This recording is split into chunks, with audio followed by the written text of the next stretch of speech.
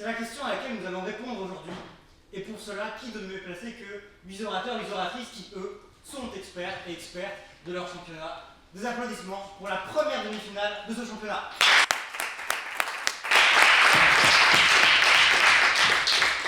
Nous aurons au gouvernement Olémo et à l'opposition Révolte-toi Assas. À présent, le moment que vous attendez tous avec impatience, le rappel des règles. Vos discours ne peuvent pas durer moins de 4 minutes 45 ni plus de 5 minutes 15 sous peine d'être dans le temps éliminatoire et donc de sortir immédiatement de la compétition. Pour vous aider à vous repérer, au bout d'une minute, je taperai sur la table pour vous indiquer que les questions commencent. Donc à partir de ce moment-là, vous pouvez vous mettre debout, proposer une question à l'orateur à la tribune, qui la prendra quand il le désire. Quand il le désire avant 4 minutes tout de même, car à 4 minutes, je retaperai pour indiquer la fin des questions. Les questions seront concises, efficaces, pertinentes, des réponses tout aussi claires et spontanées. Et puis vous reprendrez vos discours. Je reprécise, le temps de réponse aux questions fait partie de votre temps de discours. En revanche, pas le temps où l'orateur vous pose la question. Ça, je vais mon chronomètre en pause et je le rallume au moment où il finit sa question. Vous avez l'obligation de prendre au moins une question, le droit d'en prendre plus si vous êtes fou. À 4 minutes, je retape. À 4 minutes 45, je vous dirai veuillez conclure. Ça vous indique que vous entrez dans le temps réglementaire. Vous avez 30 secondes. C'est beaucoup. Vous avez 30 secondes. Prenez le temps pour faire votre conclusion. Allez-y, terminez en beauté. Jusqu'à 5 minutes 15. À 5 minutes 15, je dirai veuillez vous rasseoir. Et là, comme d'habitude, deux options. Soit je finis mon veuillez vous rasseoir alors que vous êtes encore en train de parler, et dans ce cas, temps éliminatoire. Ou alors, vous finissez de parler avant le veuillez vous rasseoir, et dans ce cas-là, tout va bien. Le match continue. Et je précise, s'il y a doute, il y a hors temps. Donc n'allez pas titiller à la limite de 5 minutes 15, vraiment. Vous avez 30 secondes à partir du veuillez conclure, donc restez dans des limites raisonnables. On est en demi-finale, donc vous n'avez pas le droit d'avoir de chronomètre au pupitre. Vous avez le droit de notes, bien sûr. Pas d'objet électronique sur les pupitres pour les deux équipes. On est, cette fois-ci, le jury, on est tout en haut, donc on le verra, c'est assez pratique. Voilà, on vous surveille. Donc il y a Valentine et moi qui allons vous juger aujourd'hui, et Marion qui est ici à la caméra. Donc comme on est tous derrière, c'est un prétexte que vous parliez bien fort aujourd'hui, que vous remplissiez l'espace de cette salle. Voilà, je crois que j'ai tout dit. Est-ce qu'il y a des questions de la part de l'équipe? Des questions de la part du public, qui est très nombreux. Personne ne sait, n'en pas. C'est bon, tout va bien. Très bien. Et bien dans ce cas, dès que je vais monter ces 5 rangs, j'annoncerai la première ministre.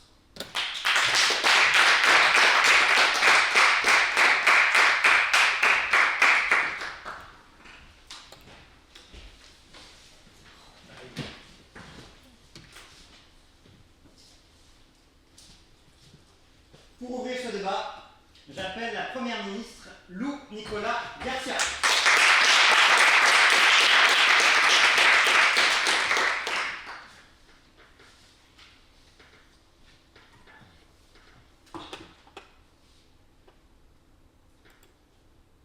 Un ministre n'est pas un figurant. Un ministre n'est pas le simple représentant d'un secteur. Un ministre est porteur d'un champ d'action. Il se doit de connaître son portefeuille et de porter les politiques de notre nation sur le territoire. Être ministre n'est pas un métier, c'est une fonction. Nous décidons aujourd'hui d'ouvrir les yeux et, admettons-le, d'être plus honnêtes que nos prédécesseurs. Il ne nous est plus envisageable d'imaginer un ministre qui ne maîtrise pas son champ d'action si nous voulons mener des politiques adaptées et connectées aux réalités. Prenons un enjeu qui pèse considérablement sur notre avenir, l'environnement. Alors même que des experts nous alertent sur le danger du réchauffement climatique et réfléchissent déjà aux potentielles solutions, aucun pouvoir ne leur est accordé pour mettre en œuvre des politiques publiques n'en demeurant pas moins travaillées et ajustées au terrain. Pourtant, le texte de la Déclaration des droits de l'homme et du citoyen de 1789 nous indique dans son article 6 « Tous les citoyens sont admissibles aux places et emplois sans autre distinction que les vertus et les talents. » Mais paradoxalement, aujourd'hui, ce sont ceux qui maîtrisent de la manière la plus aiguisée un domaine qui ne sont pas en capacité d'être les architectes des politiques de notre nation. de l'expertise une notion abstraite. Comme l'indique l'Académie française, un expert est une personne qui, en raison de sa compétence dans tel ou tel domaine, est désigné pour donner un avis technique. C'est donc en ce sens que ce gouvernement aspire aujourd'hui à imposer aux ministres d'être des experts de leur domaine. Nous affirmons avec conviction que ce soit bien clair, notre objectif n'a jamais été et ne sera jamais de nier le rôle politique des ministres. Ces derniers seront bien toujours nommés par le président de la République, ipso facto par le peuple lui-même indirectement, mais désormais sous avis contraignant du Conseil économique, social et environnemental chargé d'accorder le titre d'expert par un vote à la majorité qualifiée des 3/5 des membres, permettant d'assurer expertise, mais aussi cohésion interministérielle.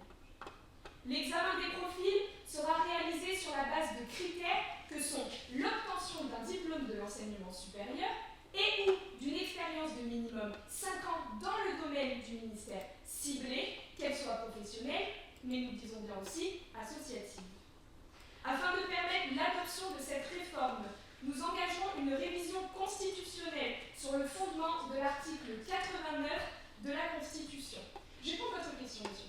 Pourquoi un diplôme niveau bac et 5 ans d'expérience mal définie font de vous un expert? Alors, la question d'expert, elle se définit aussi par un titre qui sera donné, comme je le disais, par le CESE. Donc nous, aujourd'hui, en tant que gouvernement, nous avons pleine confiance en le CESE.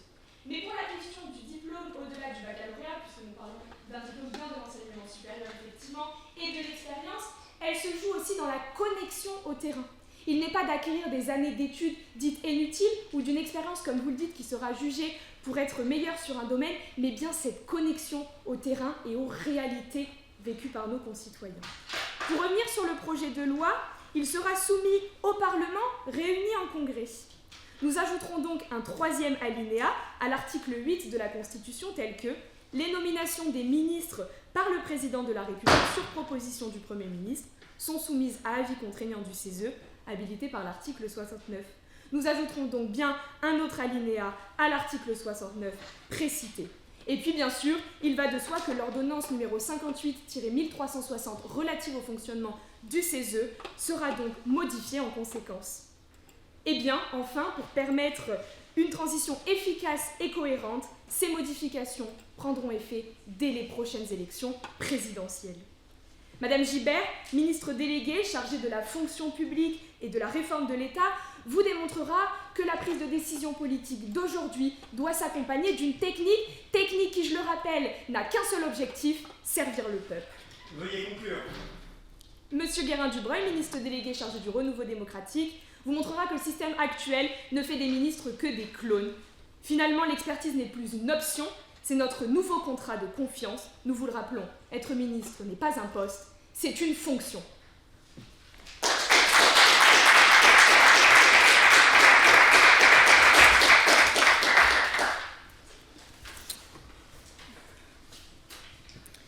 Merci Madame la Première ministre. Pour vous répondre, j'appelle la chef de l'opposition, Marion Berthelot.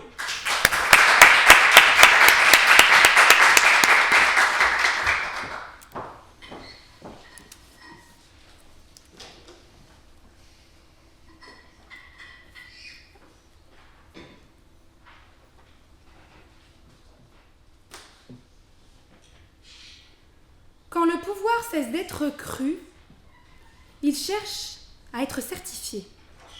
Alors, il brandit des titres, des diplômes, des expertises. Il accumule les compétences techniques, comme si celles-ci pouvaient recréer une confiance politique disparue. Comme si, finalement, des citoyens défiants allaient soudainement croire davantage leurs dirigeants parce qu'ils affichent un CV long comme le bras et un vocabulaire technique incompréhensible. Et c'est précisément l'erreur de notre gouvernement ce soir, qui tente de diagnostiquer le mal de notre société, mais qui se trompe radicalement quant aux remèdes à appliquer. Nos citoyens n'ont plus confiance dans les urnes, si bien qu'ils ne savent pas s'ils doivent voter blanc ou s'ils doivent voter tout court. Plus confiance dans l'exécutif, dont les 3/4 de la population se méfient. Plus confiance dans le gouvernement, dont chaque renversement, il faut bien le rappeler, ressemble moins à un nouveau départ qu'à une tentative de sauvetage. Nous ne sommes pas face à une crise de la compétence, cher gouvernement, nous sommes face à une crise de la confiance. Ça, à la rigueur, on pense que vous arrivez à peu près à le saisir, mais ce que vous ne saisissez pas, c'est comment résoudre cette crise. Nos ministres, membres du gouvernement à la tête d'une administration, sont les piliers de notre exécutif. Ils cumulent des fonctions de chef d'administration entre gestion de budget et chef de service et d'acteur politique, vous l'avez rappelé, entre leader idéologique et médiateur. Traducteur d'une volonté gouvernementale, politique, le ministre est l'intermédiaire entre la politique et l'expertise. Mais contrairement à la définition d'expert que vous nous proposez, qui est très très large, les experts ne sont pas seulement compétents dans leur domaine, ils frisent avec l'excellence, ils sont reconnus. Alors, avec le cadrage que vous nous proposez, cher gouvernement, on se demande si finalement vous nous parlez réellement d'experts ou simplement de sachants et de connaisseurs. Sachant d'autant plus que les ministres, vous l'avez bien rappelé, ont une fonction qui est également politique.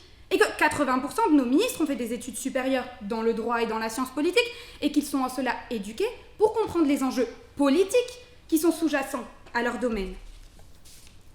Vous faites de votre mesure une condition.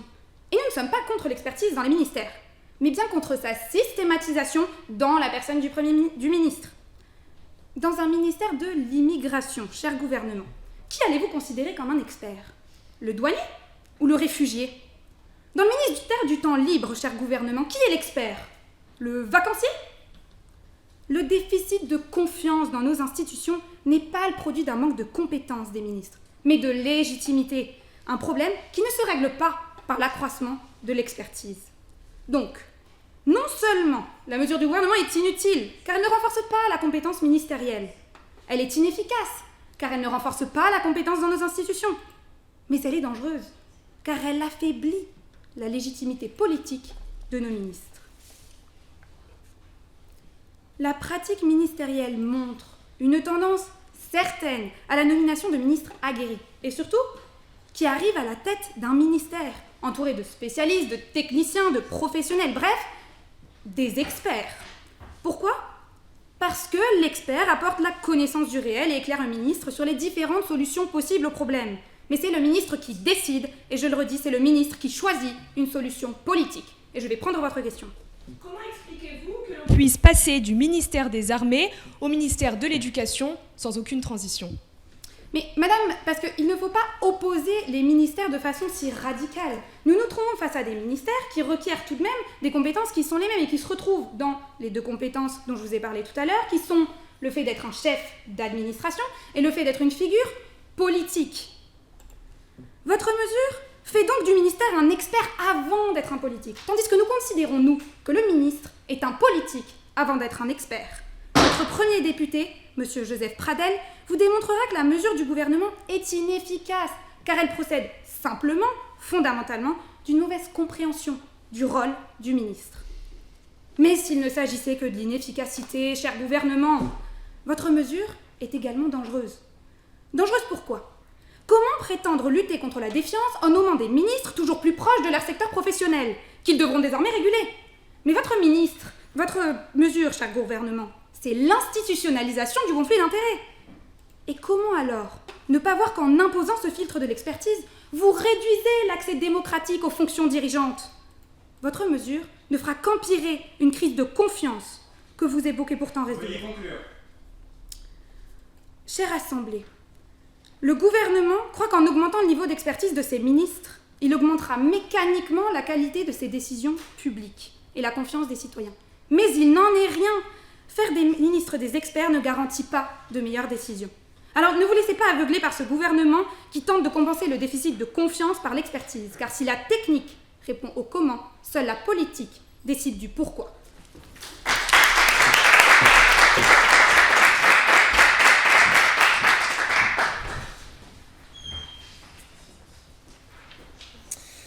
La parole retourne au gouvernement avec sa ministre Louise Gibert, déléguée à la fonction publique et à la réforme de l'État.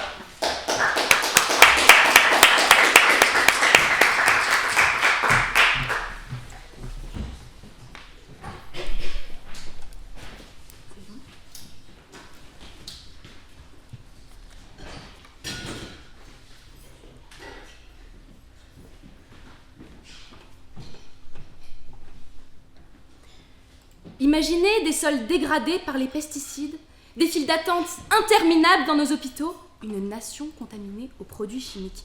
Ceci n'est pas un scénario dystopique, mais le résultat de 67 ans d'inefficacité dû à notre système qui mène aveuglément la France vers le précipice de l'inefficience et de la gabegie. Néanmoins, nous avons pris conscience du problème et arrivons juste à temps pour éviter le pas de trop qui entraînerait notre pays dans une chute sans fin. Les nombreuses visites ministérielles que nous avons effectuées nous ont fait part d'un constat clair. L'heure n'est plus aux simples consultations d'experts. L'heure n'est plus aux demi-mesures en nommant 2 ministres réellement spécialistes dans leurs fonctions. Non, la politique de la nation ne peut plus décemment être menée par n'importe qui. Cette décision hautement nécessaire en va de l'intérêt général et de la lucidité d'esprit. Qui de mieux que le gouvernement lui-même pour vous faire part du problème, et qui de moins bien qualifié que l'opposition pour critiquer du devenir d'une fonction que vous n'exercez pas. Connaissez-vous la mission ministérielle sur la politique de numérisation de l'anatomie et cytologie pathologique? Ce rapport a été mené en 2025 par le ministère de la Santé. Trouvez-vous cela normal que vous, qui n'avez pas de connaissances en la matière, pouvez potentiellement être amené à traiter ce genre de sujet? Trouvez-vous cela normal que votre décision impacterait concrètement et quotidiennement des centaines de milliers de nos concitoyens? Trouvez-vous cela normal que votre voix prime sur celle des experts? Je vais prendre votre question. Madame la ministre, comment garantir qu'un ministre expert ne défendra pas d'abord les intérêts de son ancienne profession? Madame, pouvez-vous répéter la question s'il vous plaît? Absolument. Comment garantir qu'un ministre expert ne défendra pas d'abord les intérêts de son ancienne profession? Madame, je l'expliquerai plus en détail dans ma mesure, mais les experts sont, c'est le CESE qui donne la notion d'expert à la personne. Ainsi, c'est au CESE d'identifier cela et nous avons grande confiance en le CESE pour détecter et démanteler ces conflits d'intérêts. Selon un sondage de l'IFOP, 67% de nos citoyens estiment qu'il faudrait que la direction du pays soit confiée à des experts. Ce gouvernement étant un gouvernement du peuple, par le peuple, pour le peuple, nous nous devons de prendre en compte cette demande grandissante de la part de notre population. Car nous l'affirmons aujourd'hui, les Français ne s'accommodent plus de politique de court terme. Les Français ne tolèrent plus l'état stationnaire dans lequel notre politique nationale est plongée. Les Français n'acceptent plus que l'incompétence prime sur la connaissance. Vous souhaitez perpétuer un système dans lequel nos citoyens ne se retrouvent pas. Nous souhaitons concrétiser leurs intérêts au plus haut sommet de l'État. Exiger des ministres qu'ils soient experts dans leur domaine, cela est la base de chaque démocratie saine et fonctionnelle. Certains pays comme l'Allemagne l'ont ancré dans leurs pratiques politiques. Nous voulons porter cela plus loin et l'inscrire dans le marbre de nos principes les plus fondamentaux. Vous ne laisseriez pas un boulanger piloter un avion de chasse, ni un pilote de chasse faire votre pain. Alors pourquoi laisseriez-vous un amateur aux commandes d'un ministère? L'expertise est un cap clair, objectif. Nous ne souhaitons pas enlever le politique qui est au cœur de l'action du gouvernement, mais rétablir de la compétence dans nos ministères qui se technicisent. Pour mener cela à bien, le président nommera toujours les ministres sur proposition du Premier ministre, mais avec avis contraignant du Conseil économique, social et environnemental. Le vote s'effectuera en assemblée à la majorité qualifiée des 3/5 et la délibération sera publique. Quant à l'expert, il sera défini sur la base de 2 critères obligatoires, le diplôme de l'enseignement supérieur et ou l'expérience de terrain, qu'elle soit associative ou professionnelle. Et je le répète, le CESE ne donnera pas la nomination, mais validera le caractère de l'expertise. Nous avons une immense confiance en ce dernier pour évaluer cela de manière neutre et impartiale. Il effectuera sur 2 temps une phase d'enquête, ces derniers seront auditionnés au regard de leur parcours professionnel, s'en suivra une délibération collective entre membres du CESE. Notre mesure permettra une gestion plus efficace, savante, éclairée des enjeux auxquels nos ministres seront conscients.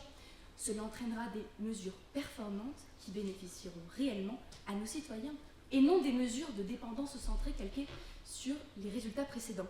Car ce qu'il se passera concrètement, c'est si le ministre de l'Industrie va visiter une usine, il connaîtra son domaine, il sera en position de mener des réformes ambitieuses, attendues et soutenues par la population. Vous nous avez certes parlé de légitimité politique, Mais excusez-moi, madame la chef de l'opposition, Veuillez je ne conclure. vois que l'insatisfaction des citoyens du fait de l'amateurisme de leur ministre. Au contraire, notre mesure privilégie une plus grande adhésion des citoyens à la politique nationale. Enfin, en réalisant cette mesure, répondant à un besoin si grand que nous ne pouvons plus l'ignorer, nous ne fermons pas le jeu politique, mais nous privilégions une coopération où expertise et politique se rencontrent pour permettre efficacité, satisfaction et crédibilité.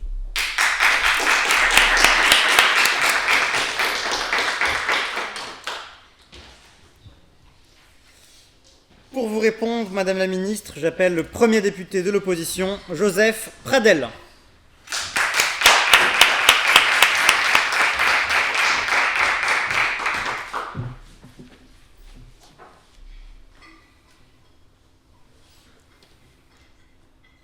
Un capitaine de navire qui traduit son observation du terrain par un mouvement dans le gouvernail, tel est le rôle du ministre.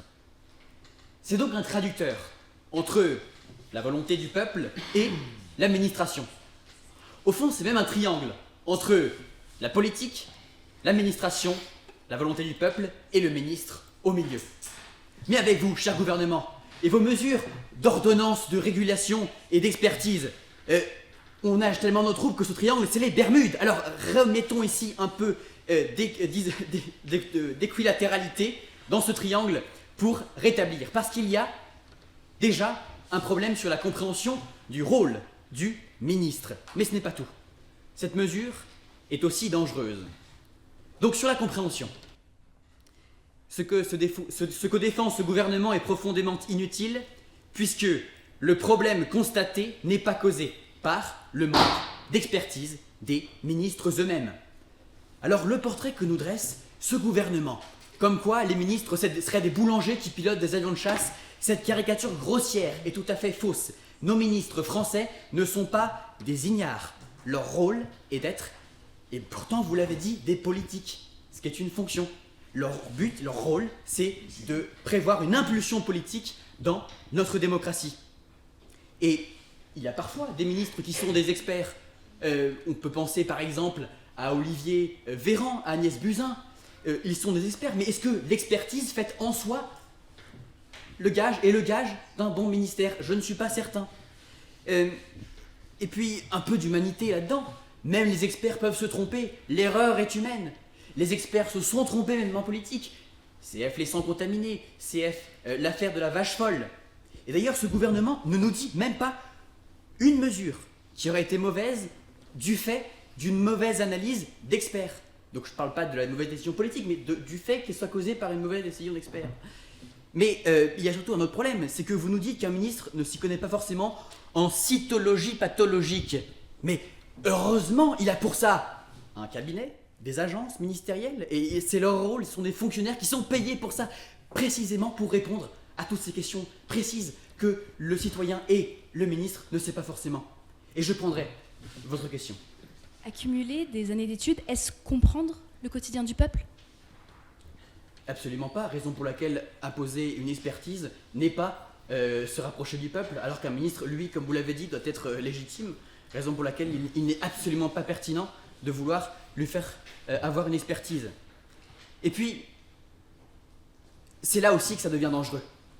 Lorsque vous voulez qu'il y ait beaucoup d'années d'études et qu'il y ait une sorte de focalisation du ministre dans son rôle. C'est un peu comme un peintre qui serait le nez collé dans le tableau. Donc c'est un expert, alors ça il a vu, mais le moindre critère, les petits arbres, tout est précis. Mais nous, ce qu'on attend d'un ministre, c'est une vision globale, reculée, et qui lui permet ainsi de faire avancer les choses. Et de là, eh bien, si l'on veut que les ministres soient des spécialistes dans tout leur domaine, ça pose une deuxième conséquence. C'est qu'il faut multiplier les ministères, puisqu'il faut autant de spécialistes que de ministères. Et alors, est-ce que dans ce cas-là, on va avoir, puisque le ministère des Transports ne suffira pas, il y a aussi les trains, eh bien, il faut aussi dans ce cas-là, s'il y a les trains, eh bien, les avions, les voitures, les bus, et puis s'il y a les bus, eh bien, mettons un ministère spécialiste des usagers, et puis pendant qu'on y est, pourquoi pas des chauffeurs. Ça n'a aucun sens, cela participe à un entriquement tout à fait inutile, eh bien, du système déjà bien trop compliqué et bien trop technocrate. Nous préférons donc un bon décideur qui n'est pas expert mais qui est un bon politicien, plutôt qu'un moyen décideur qui est aussi expert, alors même que ce n'est pas un gage de garantie de bon ministère. Rendre les ministres experts sur leur domaine ne va donc pas les rendre plus aptes à prendre de meilleures décisions, raison pour laquelle cette mesure est inutile et dangereuse. Donc ce gouvernement pense que mettre l'expert au pouvoir, c'est mettre la compétence au pouvoir. Mais il confond connaissance et compétence. Puisqu'on ne pilote pas un État comme on publie une thèse. Oui, un boulanger ne pilote pas un avion, mais de la même manière, un ministre doit être large, cohérent pour mieux comprendre tous les enjeux qu'il doit affronter. S'il incombe donc au ministre d'être un capitaine de navire, être un expert est une tâche qui lui décombe.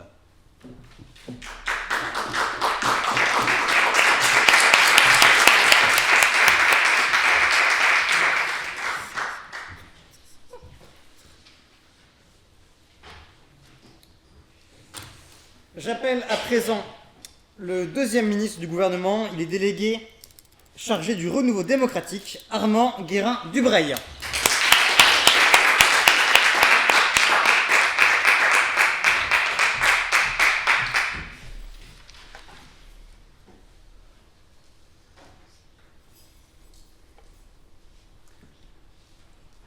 La démocratie vit au travers du débat et de la réflexion. Sans connaissance, sans expertise, elle n'est rien. Et ce constat, nous serons tous d'accord pour le dire, a façonné la politique française, mais semble avoir toujours ignoré un point clé, les ministres. Et comme Madame Guibert l'a habilement souligné, plus que jamais, les critères qui envoient femmes et hommes politiques à l'Élysée et au sommet de l'État sont rarement ceux de la compétence. Il faut l'admettre, ce qui prime dans la décision présidentielle, c'est un utilitarisme politique assumé. Cette décision se base sur l'utilité politique d'une personnalité. Elle se base sur son carnet d'adresses, sa capacité à peser dans un rapport de force, à savoir qui appeler au bon moment. Et soyons honnêtes, cette rationalité qui est froide n'est pas non plus absurde. Elle est même compréhensible. Le président aurait tort, vous avez raison, de ne pas ne prendre en compte dans son choix l'ampleur du poids politique de celui qu'il choisit. Mais cette logique devient dangereuse lorsqu'elle n'est pas encadrée. Et croyez-moi, la preuve est sous nos yeux. Tournez le regard et considérez les derniers gouvernements. Ils ont fait des ministres progressivement des pions du président. Des pions interchangeables selon les équilibres du moment, que l'on prend, que l'on déplace d'un ministère à l'autre.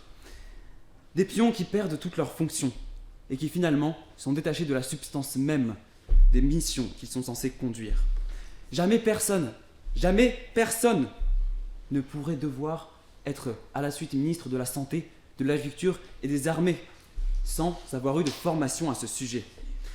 Et Madame la chef de l'opposition, vous l'avez dit, mais je ne suis pas d'accord, tous les ministères ne requièrent pas des compétences qui sont les mêmes, sinon il n'y en aurait qu'un seul. Et c'est bien ce problème qui est à la source de la crise de la confiance, car elle vient de là. Elle vient du fait que nos prédécesseurs viennent tous des mêmes milieux, des mêmes écoles, des mêmes réseaux et du même monde. Et que cet isolement, cette bulle dans laquelle ils vivent, est un danger pour notre démocratie. Car, encore une fois, Madame la chef de l'opposition, vous affirmez que s'ils deviennent des experts, ils bragueront avec leurs CV, qui seront longs comme le bras et un vocabulaire inaccessible. Mais c'est déjà le cas. Et croyez-moi, si, comme vous le dites, 3/4 des Français n'ont pas confiance en l'Élysée, peut-être est-ce pour cette raison précise. Vous-même, vous parlez de traducteur. Mais comment un traducteur pourrait-il établir un dialogue s'il ne parle pas la deuxième langue ? Les ministres doivent parler la langue du peuple. Et c'est pour ça qu'ils doivent être experts. Je vais prendre votre question. Vous êtes tant attaché à l'expertise des ministres, quelle est alors l'expertise du Premier ministre ? Voyez-vous, le Premier ministre est en quelque sorte l'expert des experts, puisqu'il est l'expert de la coordination des ministres. Un ministre est sur une mission précise. Le Premier ministre coordonne les ministres, c'est son rôle. Ainsi, il sera expert de coordonner les ministres, et j'espère qu'il le fera bien. C'est le cas. Je continuerai en affirmant que vous créez de fausses oppositions. Car voyez-vous, vous parlez de crise de la confiance et de crise de la compétence comme si elles étaient opposées. Mais en réalité, elles sont les mêmes. Et c'est bien la crise de la compétence qui crée la crise de la confiance. Et c'est pour cela, c'est pour cette raison, et c'est parce que la structure même de notre démocratie a failli à son exigence la plus fondamentale, celle de la pluralité au sein des milieux politiques, que nous avons choisi de modifier la Constitution. Nous mettrons en place une révision qui sera assurée au travers de l'article 89, avec un projet soumis au Parlement réuni en congrès. Et cette résolution visera à ajouter un 3e alinéa à l'article 8 et un alinéa à l'article 69 de la Constitution pour que les nominations du président soient soumises à l'avis contraignant du CESE. Puis, nous modifierons l'ordonnance et technique numéro 58-1360 portant sur la loi organique relative au CESE afin que les avis de ce dernier soient contraignants. Enfin, si la portée de cette réforme peut sembler modeste au premier regard, ce n'est pas le cas. Ce n'est pas le cas, non. Car ce qu'elle fait précisément, c'est qu'elle agit en profondeur sur notre système politique, sur le temps long. Car dorénavant, toute personne souhaitant exercer des responsabilités ministérielles devra avoir construit son parcours autour d'une compétence identifiable et devra l'avoir mis au centre de ce parcours. Ce qui créera ce langage, ce qui créera cette compréhension de la politique telle qu'elle est dans la vie des Français. En transformant les exigences qui pèsent sur ce parcours, cette réforme transformera donc inévitablement les profils et avec eux la culture politique elle-même. Ensemble, il faut que nous fassions le choix de l'expertise, car c'est faire le choix d'un exécutif qui est connecté à la réalité et éloigné de l'utilitarisme. Alors ensemble, cessons de traiter le ministre comme un simple objet politique et restituons la plénitude d'une fonction qui est d'abord une mission. Un ministre formé, c'est un ministre capable autant de conseiller que d'agir, vraiment, utilement. Et cette utilité-là, elle n'est pas au service d'un camp, elle est au service de tous. Merci.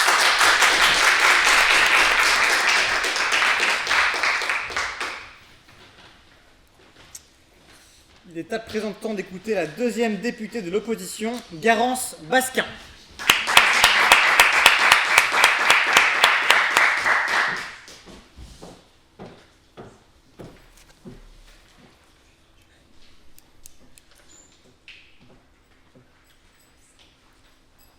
Mettre un poids dans le plateau de la balance en espérant voir l'autre plateau se relever en contrebalançant, mais qui ne se relève jamais. Cette absurdité physique et démocratique vous est servie aujourd'hui par le gouvernement, qui s'est dit, avec un aplomb phénoménal, que c'était une bonne idée d'alourdir le plateau des restrictions politiques d'accès aux fonctions gouvernementales, sans pour autant parvenir à nous montrer comment cela va concrètement élever le plateau de la légitimité politique du gouvernement. L'erreur que fait ce gouvernement aujourd'hui est assez grossière en somme. C'est-à-dire qu'il a tracé une chaîne qui ne tient tout simplement pas. Il pense que le manque de confiance vient d'un manque de compétences qui dépend d'un manque de connaissances. Ce qu'a essayé de vous expliquer notre premier député, c'est que non, ça ne tient pas. Parce que la confiance ne découle pas de la compétence d'expert, elle découle de la compétence réelle d'un ministre. Ce qu'on regarde dans un ministre, on ne le juge pas a priori sur son CV, on le juge a posteriori sur ses actes. C'est ça, un ministre. C'est comme ça qu'on sait si un ministre est bon ou pas. Parce qu'ensemble, vous faites un amalgame qui n'existe pas. Vous faites un amalgame selon lequel on est légitime si on a la confiance des citoyens, mais a priori, alors que la confiance des citoyens se gagne a posteriori.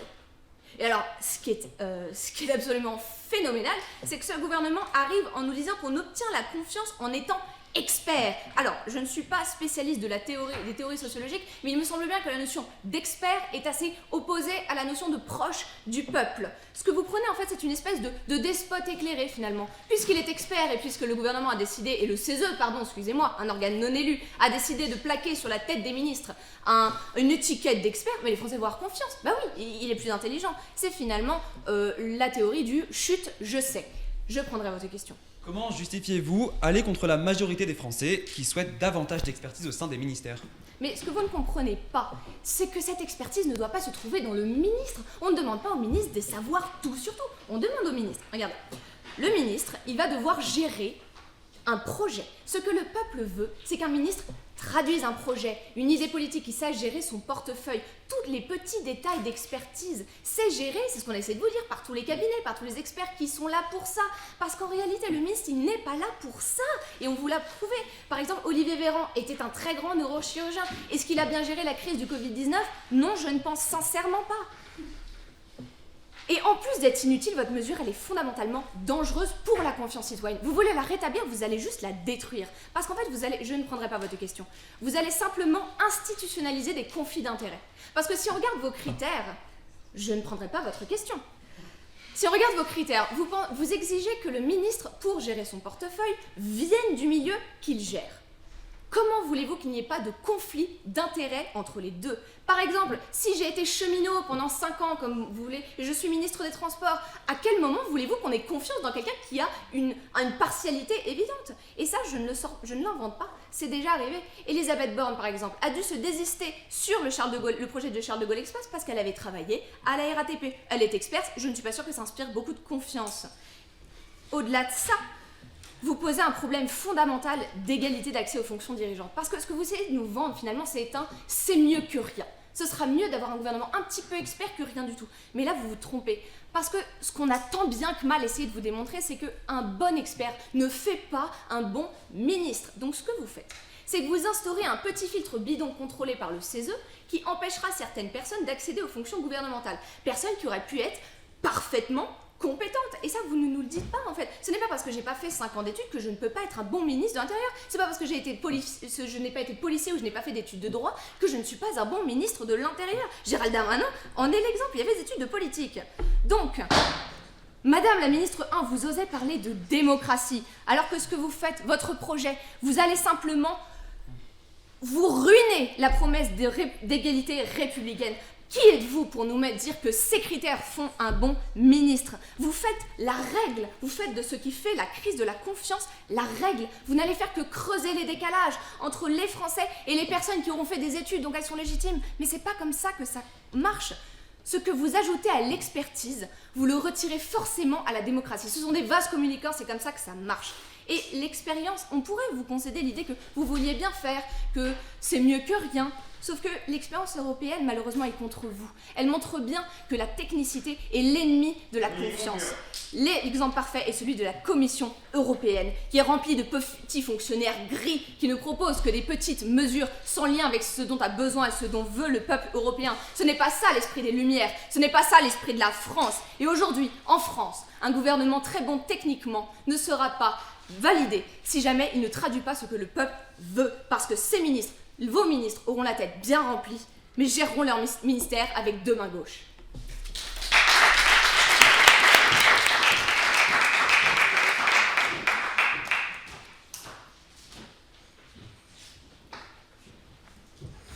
Pour conclure la prise de parole du gouvernement, j'appelle son rapporteur général, Vadim Gazaï.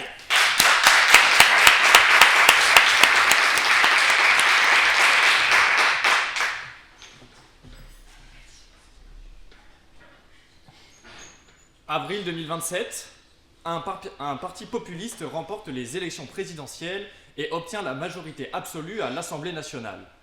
Mais quelque chose cloche. On apprend que le nouveau ministre des Affaires étrangères ne sait pas où se trouve la Pologne sur la carte. Mais tout va bien. Le président lui fait confiance, c'est son gendre. Le ministre des Armées, lui, au moins sauve la face du gouvernement. Il est expert dans son domaine. Il joue à Call of Duty sur son temps libre. Mais bon, après tout, comme nous le dit l'opposition, tout à chacun peut être nommé au gouvernement, non ? Ce que notre gouvernement essaie de vous dire, c'est que le temps de l'inexpérience, de l'imprécision et de la déconnexion est révolu. Pierre Mendès France disait que gouverner, c'est choisir. La formule est simple et connue. Pourtant, c'est celle qui explique le mieux notre présence dans cet hémicycle aujourd'hui. Car aujourd'hui, nous choisissons d'agir en faveur de l'intérêt général et de l'intérêt supérieur de la nation. Certes, la voie que nous empruntons aujourd'hui n'est pas la plus simple, mais c'est la plus juste pour tous. Car garantir que les ministres soient experts dans leur domaine, c'est garantir que l'État ne faillira pas et que l'État et le gouvernement agiront avec sérénité, efficacité et surtout avec une légitimité retrouvée. Je vais revenir dessus. Alors pour une fois, ayons collectivement la lucidité de reconnaître que notre système actuel doit être réformé. Madame la chef de l'opposition, vous nous avez dit que l'expertise ne recréait pas la confiance envers le peuple. Pourtant, je vous le dis, c'est le cas. Car quand les citoyens verront qu'enfin des mesures connectées à leur quotidien apparaîtront et qu'enfin leur quotidien va changer, oui, ils auront de nouveau confiance à la démocratie. Oui, ils auront de nouveau confiance dans le gouvernement. Et non, madame la chef de l'opposition, les experts ne sont pas que des sachants et des têtes, mais ce sont des gens connectés à la réalité, car justement jugés experts par le CESE, qui est représentatif de toutes les professions en France. Vous avez parlé d'un manque de légitimité démocratique qui plus est, mais justement, ces experts qui seront validés à la majorité qualifiée des 3/5 retrouveront une plus grande légitimité, car justement approuvés par un organe constitutionnel, donc vous avez remis la légitimité en cause, je tiens à le dire, seront validés justement par cet organe. Et puis, selon vous, finalement, la seule solution, ou du moins la seule chose qu'il y a à faire, c'est ne rien faire. Car pour vous, les ministres sont déjà entourés d'experts. Et ces gens-là sont justement là pour prendre les bonnes décisions. Donc selon vous, il faut des experts pour prendre les bonnes décisions, mais le ministre, lui, par contre, ne doit pas en être un. Ah, c'est étonnant. On se demande bien pourquoi d'ailleurs. Et puis, les experts ne sont pas que des experts. Ils peuvent être des politiques qui seront toujours, je le rappelle, nommés par le président de la République et donc affiliés politiquement. Avec vous, le ministre, finalement, ce n'est qu'un bureaucrate à la tête d'une administration qui ne connaît rien de ces sujets. Et surtout, en quoi être un politique est gage de compétence pour vous? Vous avez dit ils sont politiques, donc compétents. Vous n'apportez aucune preuve. De plus, vous parlez de vision politique. Mais comment avoir une vision politique sans connaissance concrète de la réalité? Je vais prendre votre question. Vous qui êtes les grands garants de l'expertise, comment pouvez-vous nous assurer que votre mesure ne va pas dissuader un ministre expert, parce qu'il a 5 ans d'expérience, d'aller voir d'autres experts, beaucoup plus experts que lui? Alors là, je ne vois pas le lien entre la question et le débat d'aujourd'hui.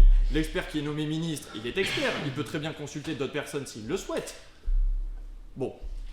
Et puis, monsieur le député numéro 1, je tiens à vous remercier pour votre caricature du gouvernement. Sachez seulement que ce que le peuple attend, ce n'est pas seulement des experts qui connaissent tout sur tout, mais des gens qui sont connectés à la réalité. Et donc, représentés pour le peuple. J'ai quand même une interrogation aussi sur l'ensemble de vos discours. Je ne vous ai pas entendu une seule fois parler du CESE, qui est le cœur de ce projet. Vous n'avez rien à lui redire et vous brassez du vent, finalement, celui du populisme. Vous criez au danger. Mais quel danger? Oh non. Oh, un ministre plus compétent. Oh, un ministre accepté et reconnu par les professionnels du domaine. Ah, c'est terrible. Alors là, les mesures hyper efficaces, ça va être terrible. Et puis surtout, monsieur le deuxième député, vous nous avez encore une fois reparlé de légitimité, mais surtout du fait de juger a posteriori les ministres. Alors qu'en réalité, nous, en faisant en sorte que les ministres soient jugés experts avant, nous garantissons que nous ne retrouvions pas avec des ministres qui font n'importe quoi et qui entraînent des remaniements tous les 3 mois et une instabilité politique terrible. Et puis, vous avez fait une opposition assez étrange, celle entre les experts et le peuple. Vous nous avez dit que les experts ne sont pas proches du peuple, mais les experts sont des gens du peuple, après tout. Ils le connaissent. Et puis, pour la question des conflits d'intérêts, n'ayez crainte, je vous le dis, nous avons la Haute Autorité pour la transparence de la vie publique qui est là pour garantir justement que les conflits d'intérêts n'aient pas lieu. Enfin, s'il y a bien une chose dans laquelle cette opposition est experte, c'est l'art de s'opposer, quand bien même le constat est limpide et la solution claire. Ce que nous apportons aujourd'hui, c'est un rééquilibrage du système politique avec de l'expertise, afin de servir, avant et toujours, l'intérêt général des citoyens, de la République, mais surtout de la France.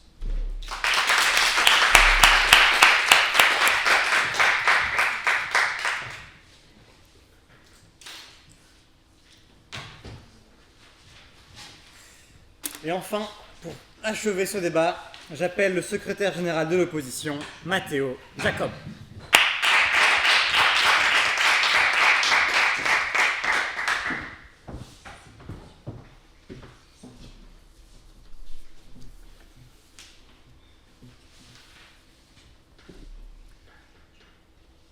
Il est des réformes qui se présentent comme un progrès mais qui sont un recul. Celle-ci en est. Parce que le projet du gouvernement est un danger rampant, qui a l'apparence de l'évidence. Vouloir des gouvernants compétents. Bien sûr qu'on le veut.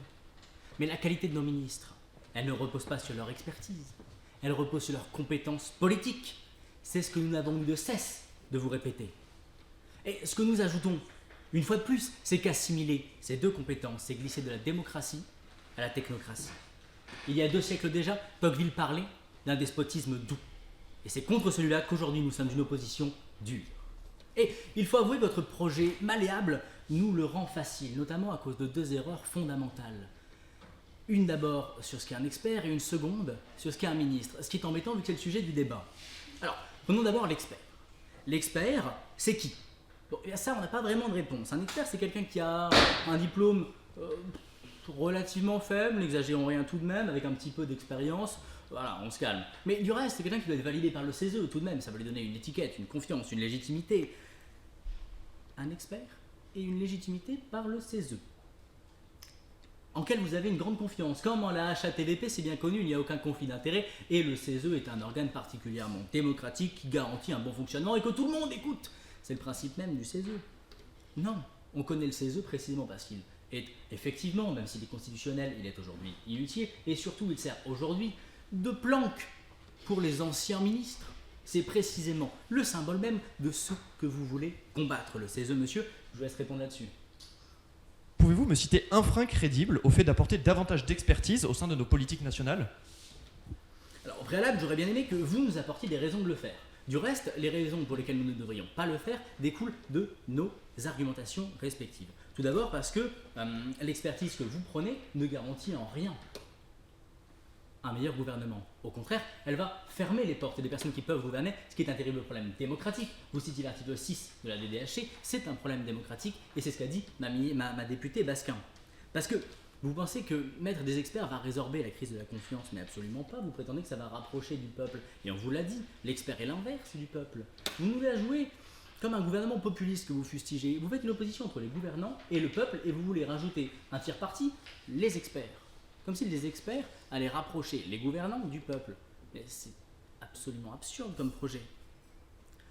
Mais à la rigueur, on pourrait vous le passer si ça avait un intérêt. Si ça avait par exemple l'intérêt de renforcer la qualité des mesures. Mais en réalité, ce n'est pas le cas. Parce que, avec vos palabres du gouvernement du peuple, par le peuple et pour le peuple, vous voulez finalement, avec cette expertise, transformer nos gouvernements, qui, vous l'avez reconnu d'ailleurs, ont une légitimité indirecte par leur assentiment par l'Assemblée nationale, vous voulez transformer en une espèce de cabinet de conseil à la McKinsey, parrainé par le CESE. Bon, madame, encore une fois, si vous pouvez m'éclairer, je vous attends. Alors moi j'avais une question. Puisque d'après vos dires, avoir des qualités, est-ce être choisi parmi un carnet d'adresses d'élite dite, comme vous le dites, politique? Non, absolument pas. Avoir des qualités, c'est d'être jugé par le peuple comme un bon ministre. Par exemple, Pompidou était un excellent ministre et il n'était absolument pas qualifié pour être ministre. Aucune qualification en la matière. Et votre projet aurait empêché qu'il soit ministre. Tout comme Darmanin que nous avons cité précédemment, vous allez nous priver d'un certain nombre de ministres qui, du reste, que l'on soit d'accord avec leur politique ou non, ont été en la matière compétents. Et tout ça saupoudré d'arguments populistes. En nous disant par exemple qu'on ne va pas laisser un boulanger piloter un avion ou un avion, un pilote réaliser des pains. Bah oui, c'est vrai. Parce que là, c'est une compétence technique qui est précisément un enjeu d'exercice, d'exécution, alors que, par exemple, gérer une boulangerie est un exercice managérial, un exercice de direction qu'on pourrait confier, par exemple, à des gens qui sont d'HEC et qui sont compétents pour ce faire, comme les personnes qui sont aujourd'hui à la tête d'un certain nombre de ministères. Parce que c'est vrai que les compétences ne sont pas exactement les mêmes entre le ministère de l'Éducation nationale et le ministère des Armées. Mais cependant, gouverner, c'est quand même un exercice qui relève de compétences similaires. Et vous l'avez reconnu pour le Premier ministre. Vous avez reconnu que sa compétence était, pour vous citer, un expert en coordination gouvernementale. Mais chaque ministre est un expert en coordination ministérielle. Et c'est ce que l'on a eu de cesse de vous répéter. Alors, finalement, ce que fait transparaître votre projet, c'est autant un mépris du peuple qu'un mépris des ministres, que vous prenez non pas pour des gestionnaires compétents, ce qu'ils sont, ce que vous êtes, je n'en doute pas, n'est-ce pas? Eh bien, du reste, votre expertise, mesdames et messieurs, j'ose espérer qu'elle est technique dans l'art de gouverner, et non pas une expertise sur le décret de la santé obscure dont vous avez parlé tout à l'heure. Parce que ces deux exercices sont différents, car, mesdames et messieurs, si nous nous opposons aujourd'hui aussi vivement, c'est parce que science sans conscience n'est que ruine de l'âme, et que votre technocratie n'est que la ruine de notre démocratie.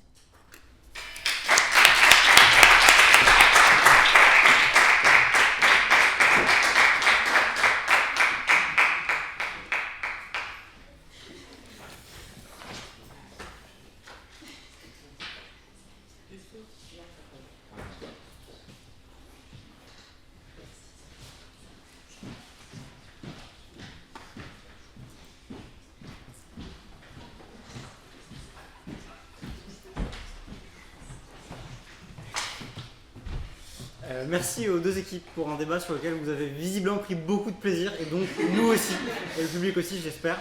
On se retrouve tout à l'heure pour les délibérations.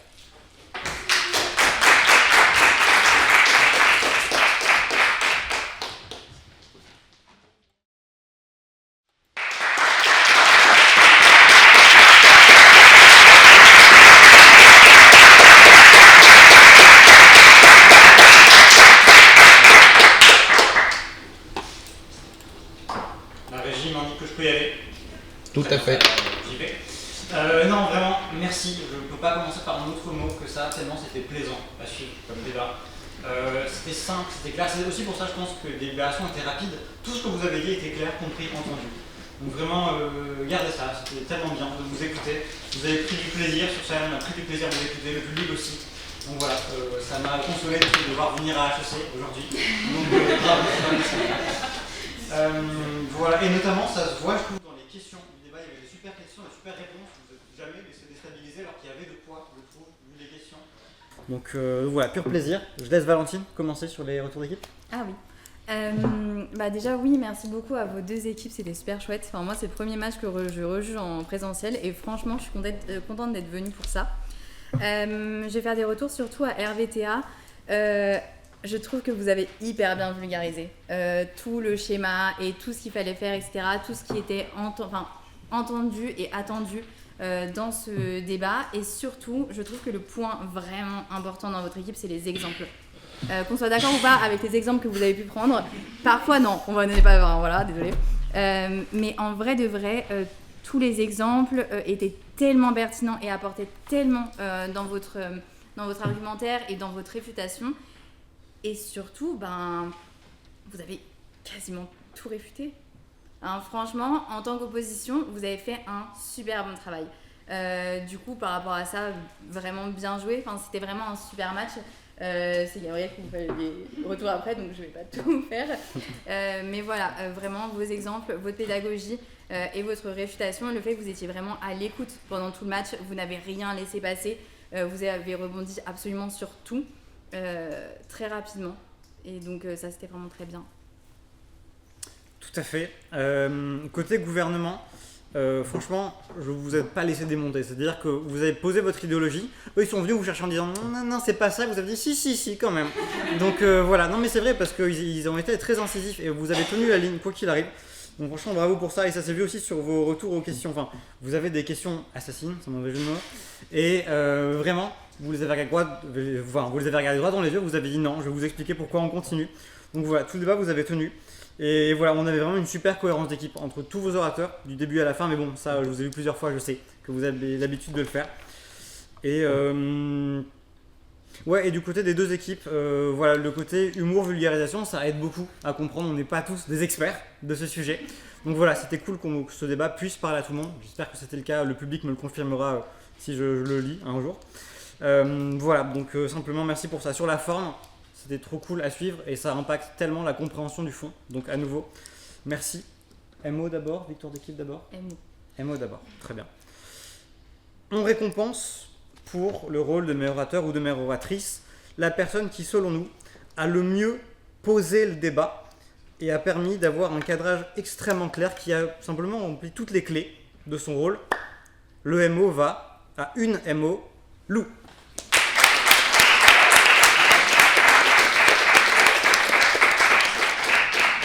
Voilà. Dès le premier discours, on savait que ce sera un excellent match, donc bravo à toi. Je te laisse donc annoncer la victoire d'équipe. Et donc, d'équité. Ouais, la victoire d'équipe, on a donc, je vais pas faire du suspense, on a donc décidé de l'attribuer du côté de l'opposition.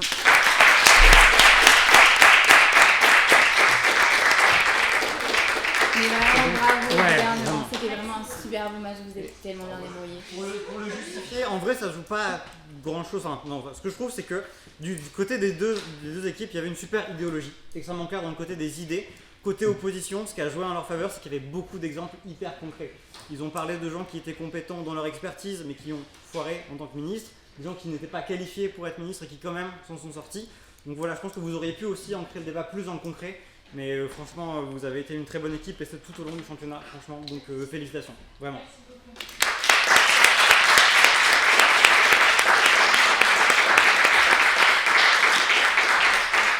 Je profite de vos dernières secondes d'attention pour vous dire qu'on a un deuxième match à 19h. On enchaîne 2 demi-finales pour le prix d'une. Donc vous pouvez rester, revenir ou partir si vous voulez. Tout est possible. Public, vous, on vous attend à 19h. Merci.